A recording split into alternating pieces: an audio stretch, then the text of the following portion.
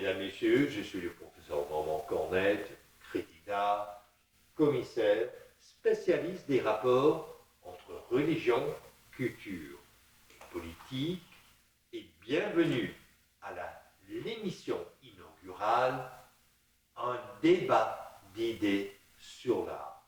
Et je vous invite à l'ONU des artistes, c'est-à-dire l'exposition Les yeux grands ouverts chez Éclat, Art contemporain à Montréal. Cette exposition collective regroupe des artistes du Guatemala, des Pays-Bas, de la Corée, de la Roumanie, de la France, du Cambodge, et ainsi de suite, certes du Canada et du Québec, puisqu'on se trouve à Montréal. Et j'invite particulièrement nos collaboratrices spéciales, Annie Sen.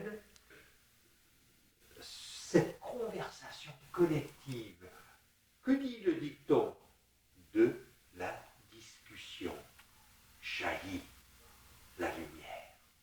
Et voilà notre propos dans cette toute première émission, un débat d'idées sur l'art. Eh bien, Annie Sen, en parlant de ces deux œuvres ici, je vous invite à nous en parler. Lorsque je regarde cette œuvre, je m'aperçois, donc si je dois définir la première œuvre qui est juste à votre côté, elle représente pour moi le crâne. Oh. Donc, c'est-à-dire le crâne, on parle d'un crâne avec ses sens, son intuition et en même temps une vue qui se dirige vers l'horizon et qui représente une clarté dans la découverte de l'humanité et de la terre-mère. C'est ce que je découvre. Et ce tracé noir me rappelle un petit peu l'écriture hiéroglyphe et aussi tout ce qui représente la naissance de l'art paléolithique. Voilà, donc ça me fait penser à ça. Et c'est un croisement de nature terrienne et en même temps de grotte. Il faut penser à la grotte de Lascaux, qui donc, évidemment, qui représente des tracés et qui représente la nature et le berceau de l'humanité. C'est comme une tête qui naît du ventre d'une mère terre et qui favorise la nourriture entre la terre ancestrale et l'horizon, le voyage, le déplacement et l'intégration de notre humanité dans la terre nature. Et en dialogue avec Annie Sen, que diriez-vous, Jackie Lacourcière, sur cette œuvre? J'ai trouvé l'interprétation d'Annie absolument extraordinaire parce que c'est une vision qu'elle a qui est très, très, très recherchée. Moi, ma première idée est peut-être différente. Hein? On a chacun notre perception quand on voit une œuvre. Moi, ce que je vois dans ça, c'est l'artiste, finalement, parce qu'il y a beaucoup de rondeur. Hein?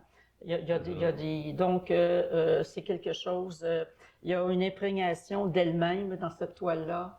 Elle s'est mise tout entière, mais en même temps, il y a quelque chose de sombre. Donc, ça rejoint peut-être un petit peu justement ce que Annie disait, les grottes de Lascaux. J'ai trouvé ça intéressant parce que, oui, hiéroglyphe, à quelque part, ça se rejoint dans ma façon de voir la toile, effectivement, oui. Et c'est intéressant que vous dites, mais mon interprétation est peut-être différente de celle d'Annie Sen. Oui. Et pour cause, parce qu'un des principes opérateurs de cette nouvelle émission, un débat d'idées sur l'art, c'est bien le dicton de le philosophe français Merleau-Ponty: chaque perception est une interprétation. C'est ça. Or, on veut favoriser des perceptions différentes et des interprétations différentes.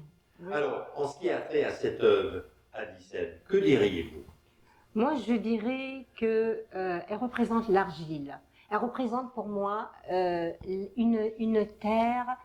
C'est toujours dans ce répertoire terrien. Ça représente vraiment le chemin vers le berceau de l'humanité. Et c'est-à-dire, pour moi, la force de l'argile et qui se situe le plus souvent dans la terre natale qui est l'Afrique. C'est ce que je vois, moi, là-dedans. Et je vois aussi un personnage. C'est comme là, juste ici, là, on voit le personnage dans l'angle terrestre et qui naît et qui nous donne carrément la direction à choisir.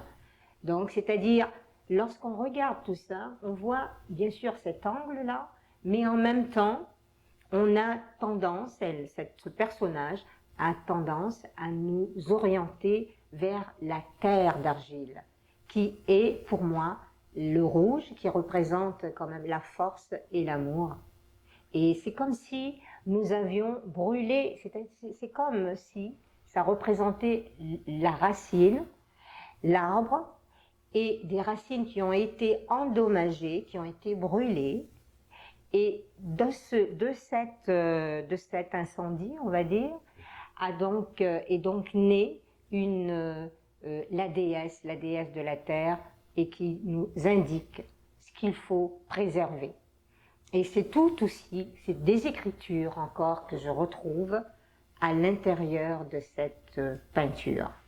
Et c'est encore le vœu de s'offrir à l'unité de notre humanité. Et en dialogue, vous êtes la coursière? Voilà quelqu'un qui est très articulé. C'est pas facile de passer derrière elle, là. Je vous trouve très bonne. Merci. Très, très bonne. Merci Ben, effectivement, vous m'avez fait découvrir un personnage que je n'avais pas vu dans un premier temps, effectivement, et je le vois très, très bien. Bon, évidemment, toute votre perception, je la trouve extraordinaire et très juste aussi à quelque part. Moi, ce que j'ai vu dans ça, c'est surtout une force de frappe de la part de l'artiste, qui c'est comme si elle disait, pour moi, c'est comme une mise au monde, mais j'existe, je suis. Donc, à quelque part, ça rejoint peut-être un petit peu l'enracinement dont vous parliez, la terre. Il y a une emprise là, qui est très, très forte. Alors, il y a de la force, il y a beaucoup, beaucoup de force dans ce toit-là. Alors, quelque part, on se rejoint. Oui, tout à fait, on se rejoint. Exactement. Ça définit bien le sens de l'artiste. Oui. Alors, je tiens à dire à l'auditoire de Radio Infocité, avant ce tournage, je n'ai rien soufflé. Sur l'arrière-plan, l'identité, le parcours de cet artiste, de sorte que je favorise cette approche que, là je puise dans le philosophe britannique John Locke du XVIIe siècle, donc des années 1600, c'est lui qu'on estime le fondateur de l'école philosophique de l'empiricisme. Tout est basé sur les observations, sur les sensations et sur les perceptions. Eh bien, John Locke disait « Le cerveau humain est d'abord et avant tout une page blanche. Tabula rasa, dit-on en latin. Or, là maintenant, je puis dévoiler à l'auditoire de Radio Infocité qu'il s'agit en fait de l'artiste canadienne Madeleine Chevalier, qui elle, est diplômée en beaux-arts de la prestigieuse Emily Carr University of Art and Design à Vancouver. Donc, voici joindre l'utile à l'agréable, soit les interprétations, les perceptions d'Anissel, de Jackie Lacourcière, avec les faits et les données sur cette artiste canadienne qui a fait ses études aux Beaux-Arts à Vancouver, en Colombie-Britannique. Maintenant, on va passer à une autre œuvre. Anissel, qu'en dites-vous? Alors, lorsque je regarde cette œuvre, je découvre des fils. C'est comme si l'humanité était connectée avec un fil divin. Ce fil divin qui représente 3 couleurs, donc le noir, le rouge et aussi le vert. Donc, ça traduit une sorte de terre d'espérance. Et cette terre d'espérance s'alimente avec, vous savez, carrément le cercle de vie, hein, qui est pour moi le rouge, qui représente l'amour de la nature, l'amour, encore une fois, de tout ce qui est, je dirais, terre, de tout ce qui est eau, de tout ce qui est aussi feu, parce que c'est assez ardent, la couleur que je vois juste ici. Et ça représente les éléments d'une terre, aussi bien vus de loin, aussi bien aussi, pourquoi pas à vol d'avion, je dirais une vue aérienne, mais très lointaine, et qui nous favorise un certain contact avec cette nature sauvage. J'exprime que c'est parce que lorsque je regarde ça, c'est comme s'il y a un regard juste à côté. Vous voyez tout en haut, là, il y a un œil, une bouche, et c'est comme l'ancêtre qui nous parle. C'est comme une terre qui vient de très loin, de l'Antiquité. C'est comme une âme qui résiste à la condamnation et qui donne sa valeur, je dirais, naissante, hein, qui donne l'envie à la terre de continuer et de valoriser les peuples de la terre entière. Donc c'est un fil, c'est une connexion, parce que lorsque nous regardons, nous disons au regard de cette œuvre que l'amour a gagné. Vous regardez tout en haut, c'est la forme tout en haut là, il y a comme une boucle, il y a comme une sorte d'anneau à hauteur dimensionnelle qui transcende notre existence et qui transfuse notre esprit et qui nous permettent à nous de s'élancer vers une nouvelle terre, la terre qui nous donne l'harmonie des peuples. Voilà. Jackie Lacourcière, en dialogue avec Anissel. Nous avons une poétesse ici.